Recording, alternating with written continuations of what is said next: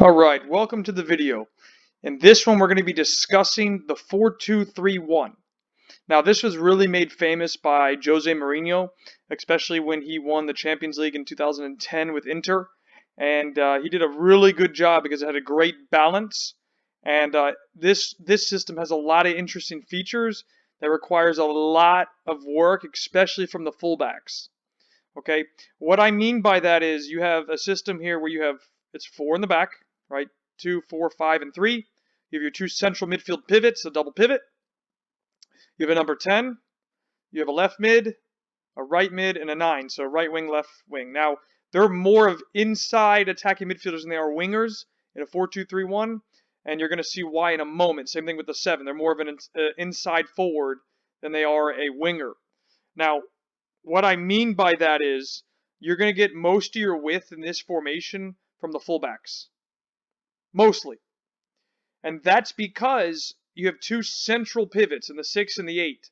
So these players are there to screen and allow one or both to go, which you're going to see in our scenario, where they're both going to fly forward, and then you have these two central pivots to help protect. Okay? So especially when you get to 11v11, you're going to see a lot more variance in the way the game is played. So these formations, like the 4-3-3 before and now this 4-2-3-1, are your starting system.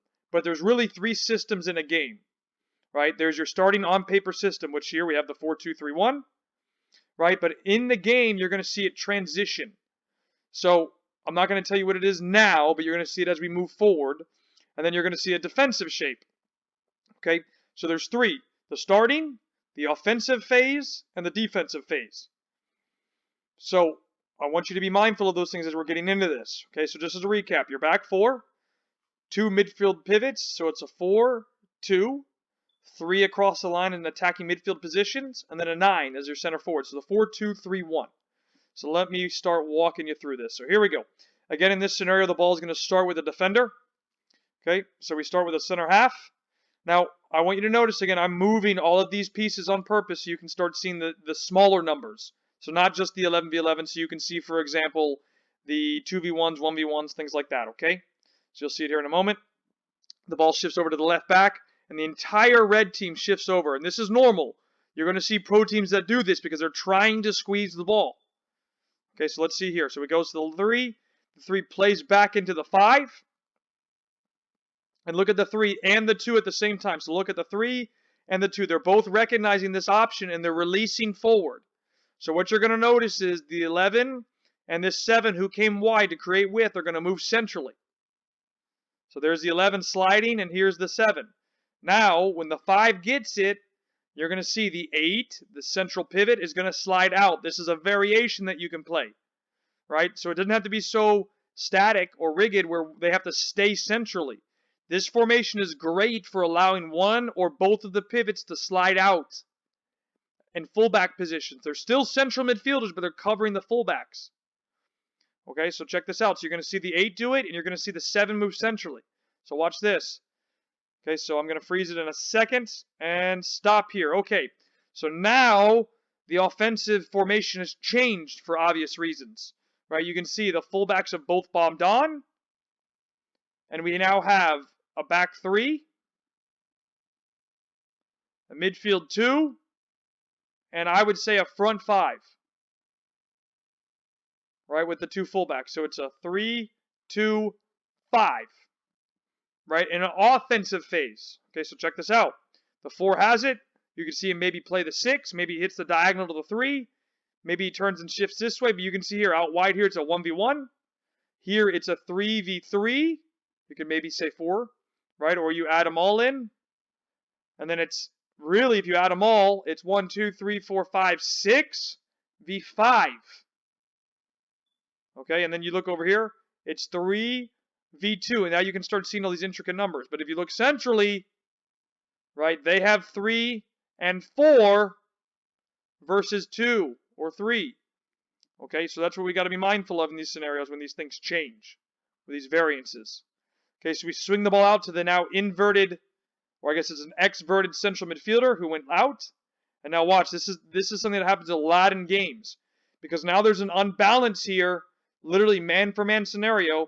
The 3 is going to cover the 2, the 4 is going to cover the 7, the 5 should cover the 9, and the 2 should cover the 11, which means the 3 is wide open. Okay, but watch what happens. You can see here the 7's dropping in, which suckers and pulls the number 4 to chase him, which leaves a gap if the back line doesn't step. So if the 4 steps into the space and the back line stays, there's a big gap to be exploited. So now you're going to see this here. The 2 slides to the sideline a little bit more to sucker the 3, to pull him out. And we hit this ball into the space to the 9, right? You can see this. A defense splitting pass just like that. In the air maybe, clipped or driven in the pocket in that half space. The 9's able to pick the ball up, and then we crash. And then we get the whole team up. Obviously, you should do it sooner than this, but you can see here, the whole team now steps up. And we finish here with 3, 4, right? And you can see this. The 8 and the 6 help cover in the back. That double pivot scenario again. Okay, so here we go. Ball's won by the goalkeeper. We get our shot off. The team hopefully returns to their positions. And they're dropping in, right? And the opponent goes to their normal shape of a 4-3-3. Okay, and you can see the pressure scenario. So again, let me bring this back from this position. Here we go. Okay, so you can see in the 4-2-3-1 defensive formation that we're using, and it's really close to a 4-5-1, right? You could call it a 4-5-1. We try and really make these players, the front 6, really narrow. And that's to try and squeeze these central passes. Right, so you can see the 7's going to kind of cut the 3, the 9's going to cut inside here, the 10 squeezes here, the 8 covers, the 6 covers the 8, but he's going to more shadow screen. Okay, and then the 11 will cover in here too. Okay, so you can see they're jumping. Now you can see here, if red can beat the press and play out here, you can see they can have a 3 versus 2 scenario, or even a 3 versus 1, depending how quickly they attack, which obviously could be a huge advantage. Okay, so this is what you see a lot at pro-level games, is if you're watching not just the ball, but you're watching the scenario of the games, you can see all of these transition moments happening, right, where players are now switching into different positions. The 8 slid out, because look, it could be one direct pass here like this, and they have a 2v1 going this way, if they can beat the press. Okay, and then we stop the screen there. So you can see it here. I'll do it one more time for you, right? We slide over. Okay, and now you can see these players trying to get into pockets behind the opponent. Maybe the 10 slides here and 1 pass in. So there's a bunch of variants here offensively, but I wanted you to really notice the defensive pressing here from the 4-2-3-1 formation. Okay, so hopefully this makes sense. Hopefully you enjoyed it, and I will see you in the next video.